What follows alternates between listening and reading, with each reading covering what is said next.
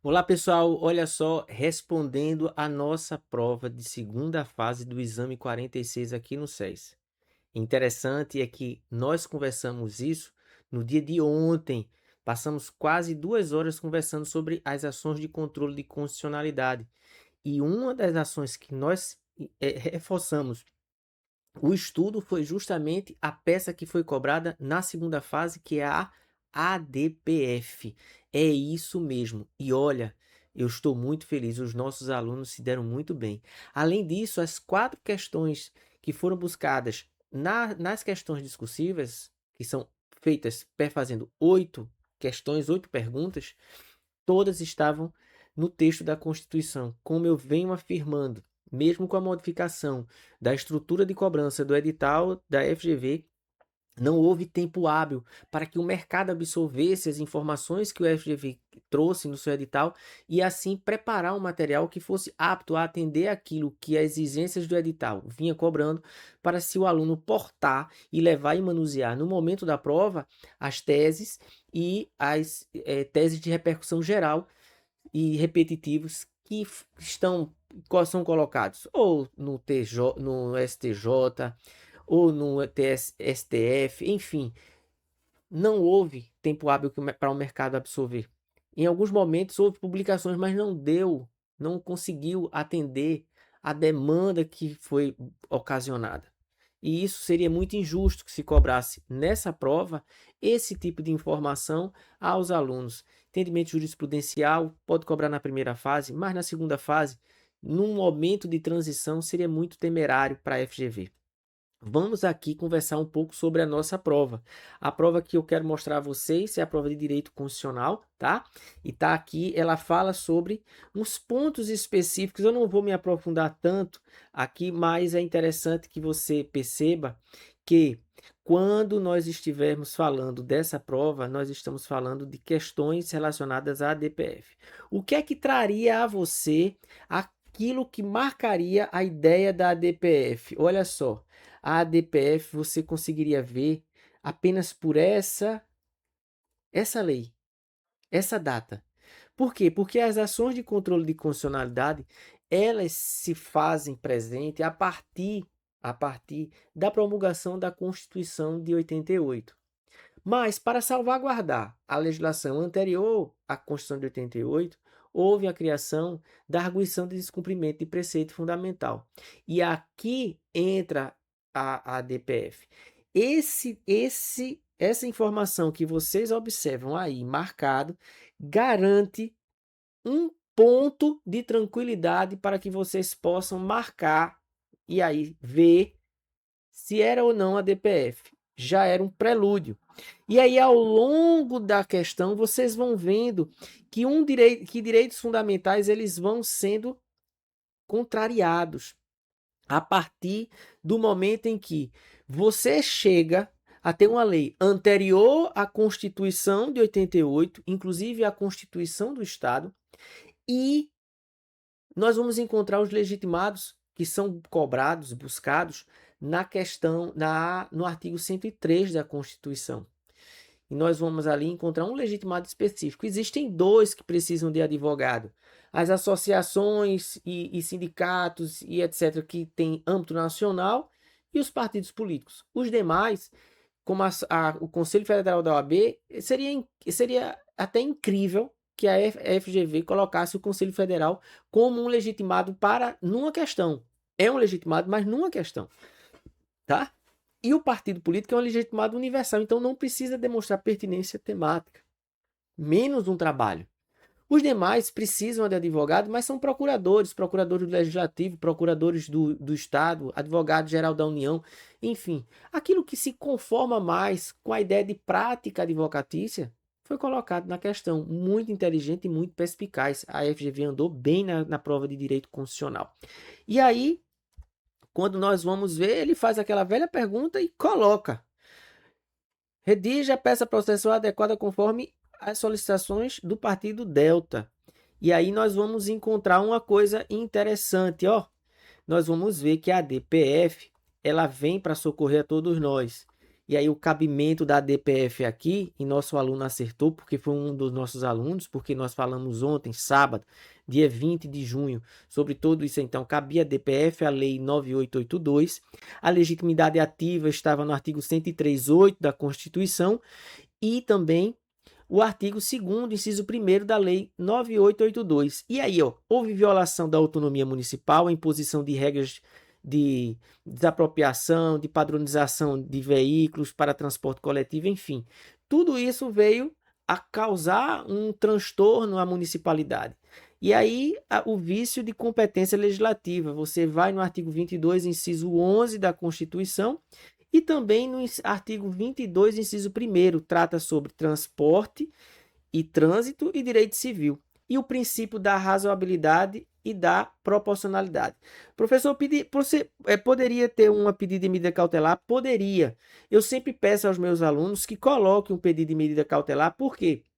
O pedido em sede de cautelar, ele vai apenas acrescer aquilo que as ações em sede de direito constitucional vêm a pedir. Âmbito público e, claro, aquilo que precisa ser sanado imediatamente. E os pedidos? O infelizmente é que a FGV cobra valor de causa numa ação de controle de constitucionalidade em sede abstrata. Não existe não existe valor de causa, mas tem que se colocar. Olha o grau de bobagem que a gente tem que ensinar o aluno é uma coisa errada. Mas o artigo 319 vem ali indicando o valor de causa, aí dá-se como valor de causa R cifrão. E aí faz a construção, pedindo para notificar todas as autoridades ali presentes e mais o Ministério Público. Ponto. Resolvido. Qual é a competência? A competência é por óbvio. O ministro, excelentíssimo senhor, ministro presidente do Supremo Tribunal Federal. Ponto. Não tinha nem como errar o endereçamento. A qualificação, a legislação e tudo se pautava na Lei 9882 de 99. Fechado, perfeito, muito tranquilo. E as questões abertas, olha, esse nosso aluno também deu uma acertada boa danada. A primeira questão trata sobre a competência do município e a proibição de estacionamento. Olha, um município diz, ó, eu não quero que caminhões do município de Paraibuna circulem mais dentro da cidade de São Paulo. E principalmente não estacionem. Pode uma coisa dessa? Não. O município tem competência para editar essa lei municipal? Não. Por quê? Porque nós vamos ver também a fundamentação dessa primeira questão está também na peça prática profissional. A resposta é não, em razão do artigo 22, inciso 11. Olha a fundamentação do artigo da lei, do artigo que fundamentou a peça prática profissional e olha a fundamentação da questão primeira. O examinador da OAB, ele não quis nem perder tempo com relação a essas bobagens. Ele já foi deixando tudo bem caprichado. E você vai ver que ele fez isso mais à frente, em outras questões. E aí ele tem, o município beta tem competência para editar lei municipal X? Não, em razão de ser uma competência privativa da União. Claro que a competência do município no artigo 30, inciso 1º, é limitada a assuntos de interesse local, não podendo interferir na livre circulação de pessoas e bens. Não pode. A questão B, a pergunta B. O secretário de transporte do município Beta pode proibir que o caminhão de João seja estacionado na via pública pelos motivos descritos na decisão? Não pode. Por quê? Porque dentro da livre concorrência e da livre iniciativa e livre concorrência, você vai encontrar no artigo 150, artigo 170, caput da Constituição, e o inciso 4 da Constituição Federal, que trata sobre essa liberdade que existe no direito econômico constitucional. Então não pode. Você também poderia chegar a buscar o artigo 155, dentro daquela ideia de barreiras de circulação em questão tributária, mas seria uma forçação de barra muito grande. Vamos para a nossa segunda questão. A nossa segunda questão, que também foi muito feliz o nosso aluno, e eu fico muito feliz em saber que ele acertou todos esses pontos, trata sobre o quê? Sobre emendas à Constituição e o trâmite do processo legislativo de lei ordinária. Perdão, trata-se de processo legislativo de lei ordinária que passa pela circunstância de ter sido emendada, e essa emenda de lei ordinária, essa emenda legislativa, ela causa um aumento do número de quantitativos de servidores para o poder público federal e também, pasme, o aumento de despesa. Veja, já não pode falar aumentar o quantitativo de servidores, porque há uma previsão orçamentária, não. Há um estudo técnico indicando quantos servidores podem ser contratados. E ali a Presidência da República, junto com a Casa Civil, faz esse cotejamento. Então já não pode falar sobre esse ponto. Por quê? Porque o artigo 61, parágrafo 1º, inciso 2º, a linha A da Constituição, já diz que é de iniciativa privativa da Presidência da República tratar sobre matérias que discorrem sobre serviço público federal e a própria criação de cargos. A questão B, após a não manutenção do veto pelo Congresso Nacional, foi regularizado o regulamento observado do processo legislativo. Pessoal, questão manjada, já antiga, isso já vem de há muito tempo, já essa decisão, esse contorno de decisão já vem há quase 20 anos. O processo legislativo ele precisa ser rígido do começo ao fim, ele precisa ser correto do começo ao fim. Não é porque passou pelo presidente, que é uma iniciativa de colocar cargos ou não, etc., que vai sanar o problema. Não. O direito do parlamentar de um controle concreto, inclusive pode até impetrar mandado de segurança para que o processo legislativo ele seja pleno e capaz de trazer formalmente uma norma constitucional. E aí entra a bronca. Além disso, teve o erro de ela ser promulgada imediatamente depois do afastamento do veto presidencial, imediatamente pelo presidente do Congresso Nacional, que também é um erro crasso. Artigo 66, parágrafos 4º e 5º. A resposta é não, e está aí. Foi tranquila a prova. E vamos agora para a questão 3. Aqui, veja, aqui trata sobre crimes que aconteceram, crime contra a vida, crime contra a pessoa, crime que aconteceu antes da naturalização, e aí uma circunstância. Pode extraditar brasileiro naturalizado? Não, não pode, é uma vedação constitucional. A não ser que, na naturalização, haja cometido um crime comum antes da naturalização. E nós temos aí uma naturalização no mês de agosto de 2023 e um problema no mês de janeiro ou fevereiro de fevereiro de 2023. A naturalização aconteceu em agosto de 2023 e o crime aconteceu em fevereiro de 2023, ou seja, pouco menos de 6 meses antes da naturalização. Crime comum, cabe extradição, cabe extradição. Agora, perceba, desde 2004, com a emenda constitucional número 45, já se sabe que quem analisa o pedido de extradição é o STF. Aí a primeira questão, fácil, para se colocar como uma alternativa, uma pergunta é: qual é o órgão jurisdicional competente para apreciar o pedido de extradição formulado pelo governo do país alfa? Justifique. Aí você vai, deixa eu somente abrir aqui para você ver essa pergunta e diz, meu Deus, é um pai, é uma mãe, você está ali diante de uma circunstância maravilhosa, porque a prova foi muito boa. Artigo 102, inciso 1º, a linha G, estabelece a competência do STF para processar e julgar, originariamente, a extradição solicitada pelo Estado estrangeiro. E vê a alternativa B, a questão B, o pedido de extradição de Carlos deve ser acolhido? Sim. Por quê? Porque o crime aconteceu antes, um crime comum aconteceu antes da naturalização. O artigo 102, inciso 1º, a linha C, diz esse ponto específico. E aí afasta, em complementação, o artigo 5º, inciso 51 da Constituição, traz todo esse imbróglio e diz, olha, pode, porque houve um crime comum cometido antes da naturalização, e aí você vai encontrar a possibilidade de extradição de um brasileiro naturalizado, infelizmente, tá? E aí vamos para a questão 4.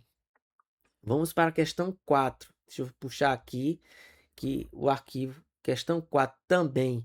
Nosso aluno, graças a Deus, acertou. Eu fico muito feliz com relação a isso. Aí vem, veja, A questão vinha trazendo o artigo 12 da Constituição e o inciso 51 do artigo 5º, ou seja, na sequência, no artigo 13, logo após o artigo 12, por óbvio, 12 e 13, nós vamos encontrar a resposta a todos os questionamentos realizados na questão 4.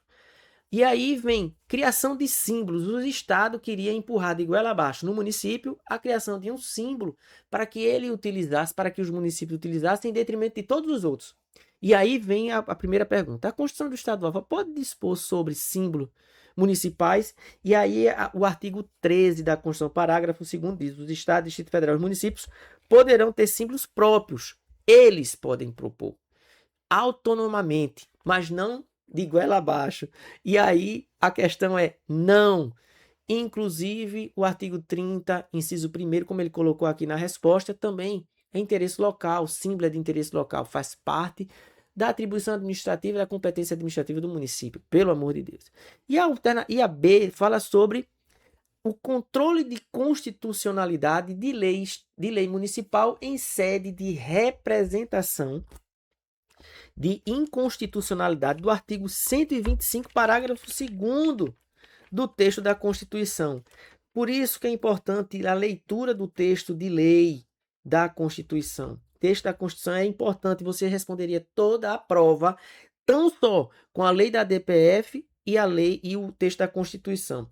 E o artigo 125 diz o seguinte, olha só: os estados organizarão sua justiça observando os princípios estabelecidos nessa Constituição. Parágrafo 2º. Cabe ao Estado a instituição de representação de inconstitucionalidade de lei ou ato normativo estadual, municipal em face da Constituição estadual. Tá aí, a resposta é essa.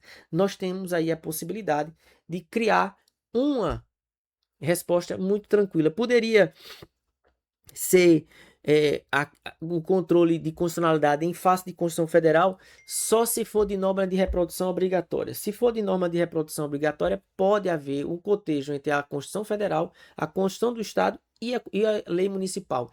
E assim, por questão de reprodução obrigatória, poderia se utilizar o texto da Constituição como um parâmetro de controle de constitucionalidade em representação de inconstitucionalidade no artigo 125, parágrafo 2º.